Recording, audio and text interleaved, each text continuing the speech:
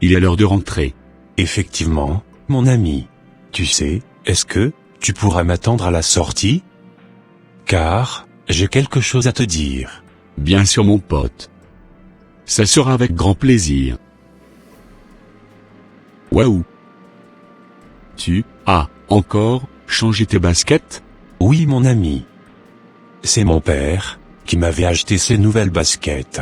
Tu as de la chance d'avoir vu le jour dans une famille riche. Sans te mentir, je t'envie énormément. J'aimerais être à ta place.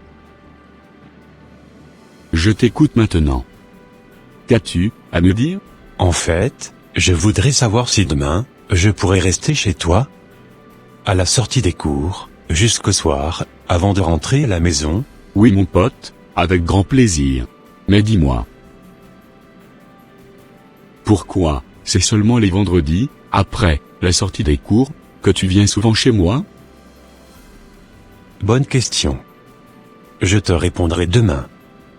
Car mon père serait déjà en train de m'attendre dans sa voiture. À chaque fois que je te pose cette question, tu trouves toujours quelque chose à me dire afin de pouvoir esquiver ma question. Y a-t-il un problème? Ne t'inquiète pas. Comme je te l'avais dit tout à l'heure, demain, je répondrai à ta question. Bon, au revoir. Au revoir. Vraiment, j'ai comme l'impression que mon ami me cache quelque chose. De toute façon, j'attendrai demain pour en savoir un peu plus sur cette affaire de vendredi soir. Dès que je serai rentré, je dirai aussi à ma mère de m'acheter une nouvelle chaussure.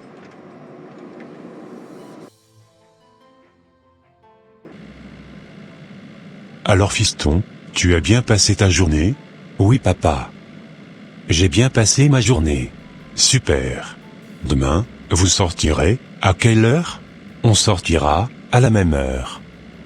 Cependant, j'avais déjà prévu, passer chez mon ami, afin qu'il puisse m'expliquer quelques notions sur le cours, qu'on avait fait aujourd'hui en classe. D'accord, j'espère que, tu n'avais pas oublié, notre rendez-vous familial, de chaque fin de semaine. Non papa. Je n'ai pas oublié. J'essayerai de vite revenir à la maison. Ok, ça marche. Bonsoir maman. Ça va mon fils? Tu as bien passé ta journée? Oui maman. J'ai bien passé ma journée. Maman tu sais? J'aimerais que tu m'achètes de nouvelles baskets. Mais mon fils, je t'avais déjà acheté de jolies chaussures, au début de la rentrée. Oui maman je sais. Cependant, les chaussures que tu m'avais achetées ne sont plus neuves.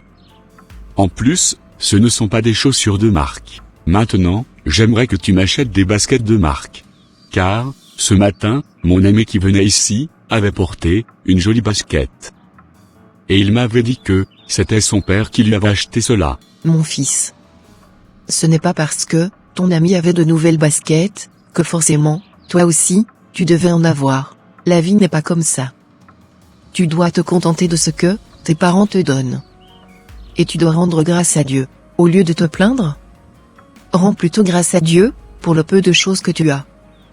Car, il y a certaines personnes, qui recherchent le peu que tu as actuellement. Mais ils ne le trouvent, même pas.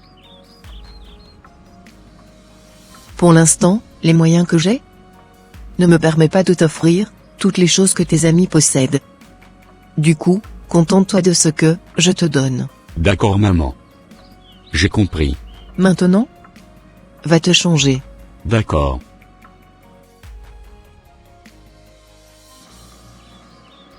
J'aimerais bien savoir comment les parents de mon ami avaient fait pour devenir immensement riches. Et j'aimerais aussi connaître ce pourquoi mon ami ne venait que chez moi les vendredis soirs. Vraiment, je ne suis pas du tout heureux dans cette maison. Malgré que j'ai tout ce qu'il me faut à ma disposition, franchement je préfère aller vivre dans la maison de mon ami. Car, malgré leur modeste vie, ils ont une joie de vivre incommensurable. J'admire énormément sa famille. Ils sont très sympas et très accueillants.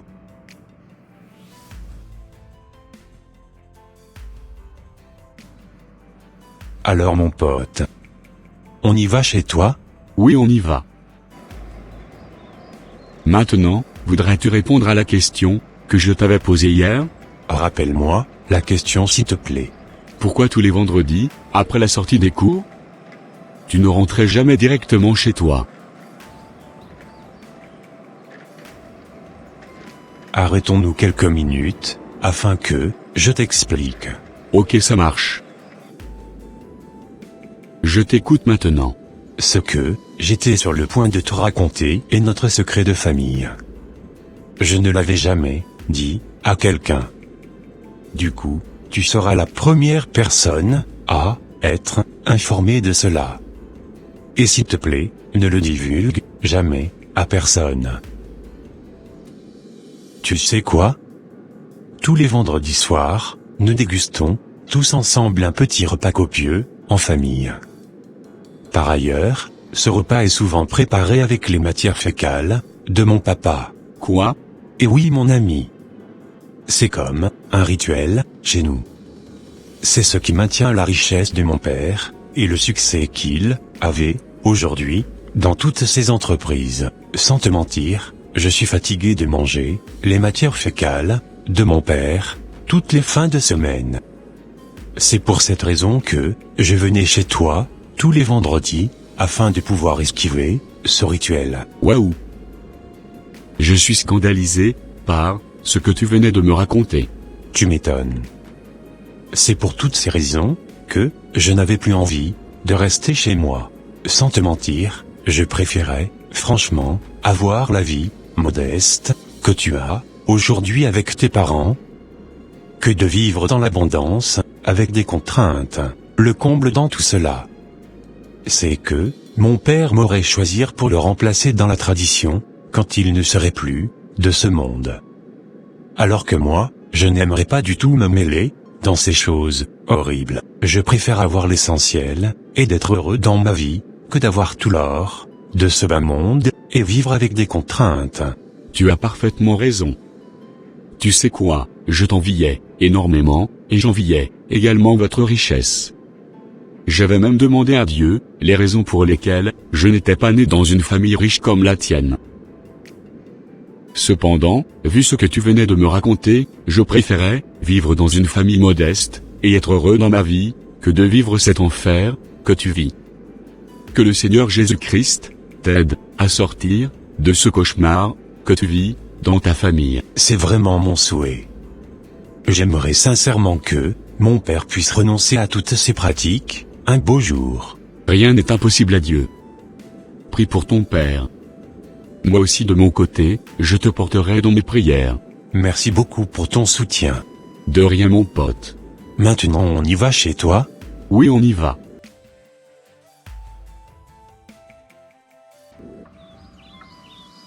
Cela faisait plus de 3 heures que j'étais ici. Je pense maintenant que je pourrais retourner à la maison. À mon avis, ils auront déjà fini de manger leur petit repas avant que je n'arrive. Ok, ça marche. Ma mère aussi ne tardera pas à rentrer. Bon week-end à toi. Et que le Seigneur te protège. Merci beaucoup mon ami, bon week-end à toi aussi.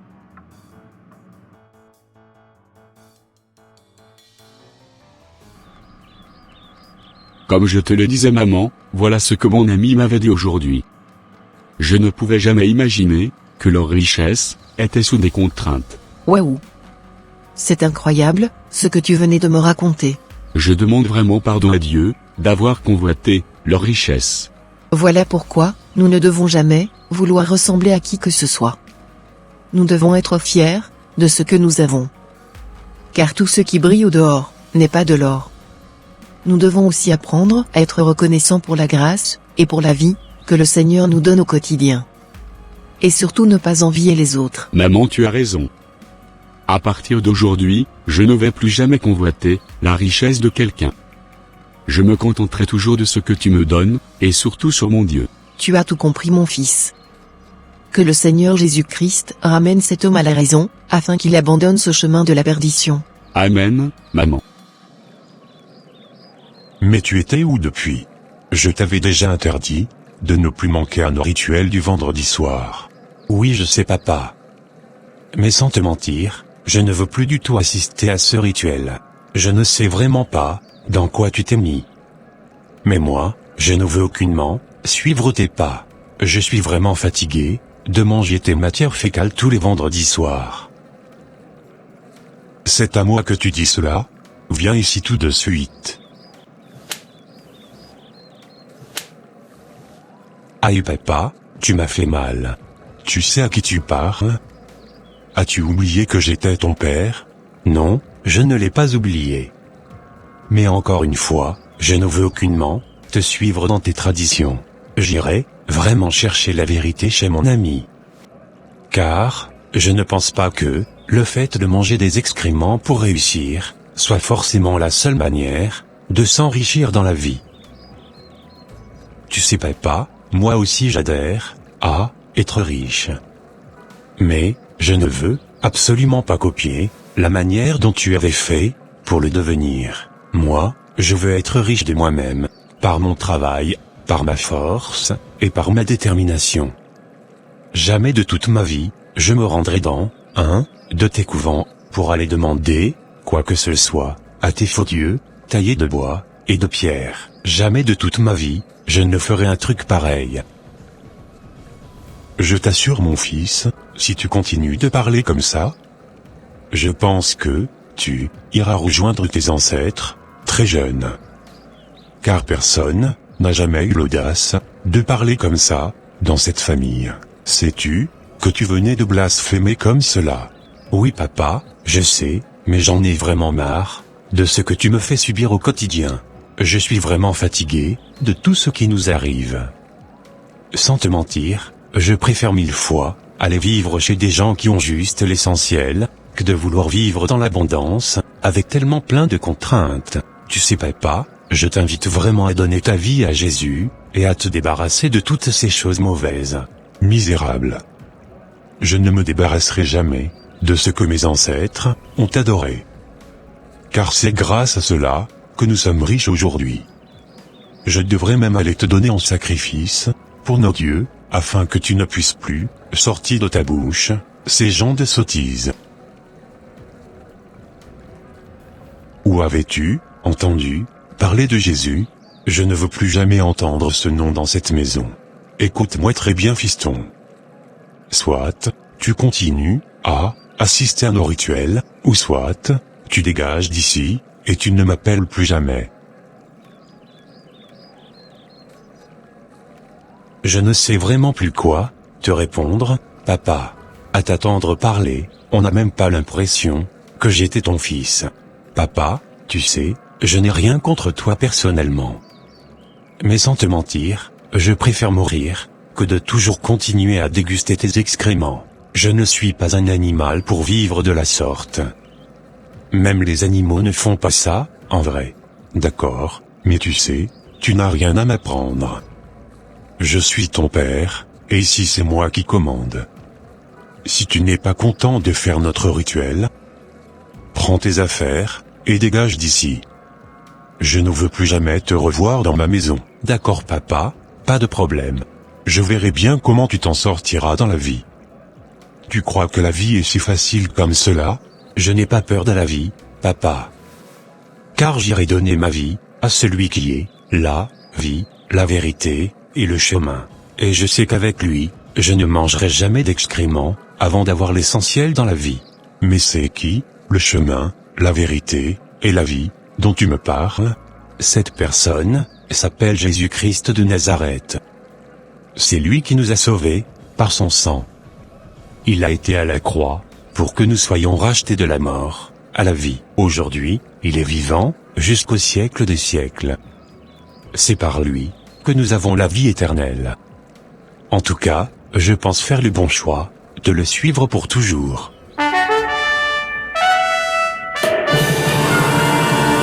Prends tes affaires et sors d'ici. Je te rejette de mes enfants et je ne veux plus jamais te revoir de toute ma vie. D'accord papa.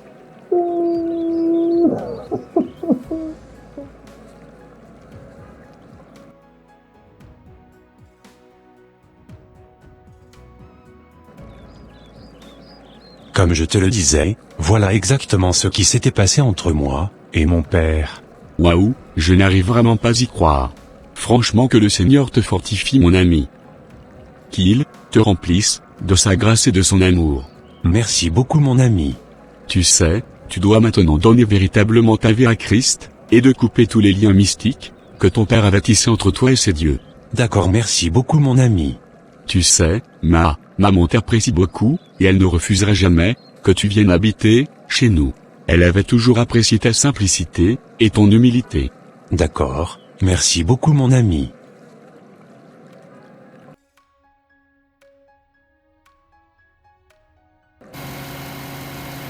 Mais pourquoi le chef du village voulait tellement me voir?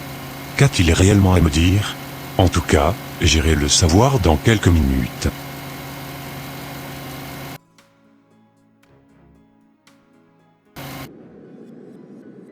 Comme je venais de te le dire, il nous faut absolument quelqu'un pour te remplacer dans la tradition. Car on avait vu depuis ici que ton fils avait refusé de te remplacer. Si par malheur, tu n'arrivais pas à trouver quelqu'un pour te remplacer, nos dieux seront obligés de te prendre avant l'heure de ton départ sur terre.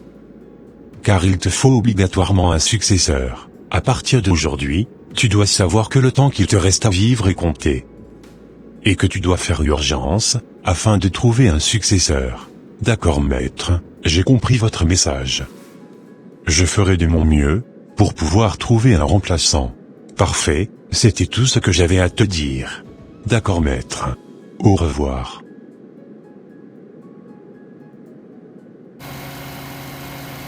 Comment ferai-je maintenant pour pouvoir trouver un remplaçant? Franchement, je suis complètement perdu. Je ne sais vraiment plus quoi faire. Comme je te l'avais dit, j'avais eu à cœur de prier pour ton père. D'accord, ça marche. Seigneur, je te bénis, et je te rends grâce pour tout ce que tu fais dans la vie de mon ami. Merci Seigneur, de l'avoir accepté parmi tes enfants, et de l'avoir attiré vers toi. Que ton nom soit puissamment béni pour cela. Je prie maintenant Seigneur, pour que tu touches aussi le cœur de son père, afin qu'il puisse se repentir de ses mauvaises œuvres. Attire-le aussi vers toi Seigneur, afin qu'il n'y aille pas à la perdition. C'est au nom de Jésus-Christ de Nazareth que j'ai prié. Amen. Amen. Je n'ai toujours pas réussi à trouver quelqu'un pour me remplacer. Personne ne veut me remplacer, dans la famille. Comment ferai-je maintenant? Ah!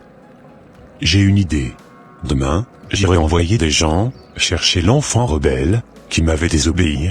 Ici, il ne mérite vraiment pas de rester en vie. C'est lui qui passera rejoindre nos ancêtres à ma place. Bon, ma décision est prise. J'attends juste demain pour commencer les opérations. Je vais tout simplement le sacrifier à nos dieux. Un point, c'est tout.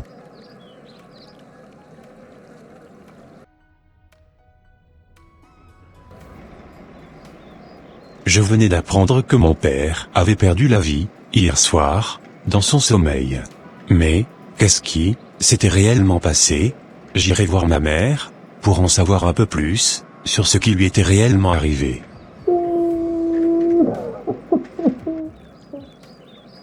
Comme je te le disais, mon fils, voilà ce qui était arrivé à ton père. Lorsque j'étais revenu de mon voyage, j'avais appris tout ce qui s'était passé entre vous. Et j'avais aussi appris que tu avais donné ta vie à Jésus. Sans te mentir, moi aussi de mon côté, je suis aussi fatigué de ce que ton père nous faisait vivre au quotidien. Avant son décès, je souhaiterais aussi donner ma vie à Christ, et vivre dans l'harmonie avec lui. Super. C'est ce que j'avais toujours voulu pour nous. Mais papa n'avait jamais accepté cela. Je rends infiniment gloire à Dieu, du fait que toi-même, tu avais décidé de donner ta vie à Christ.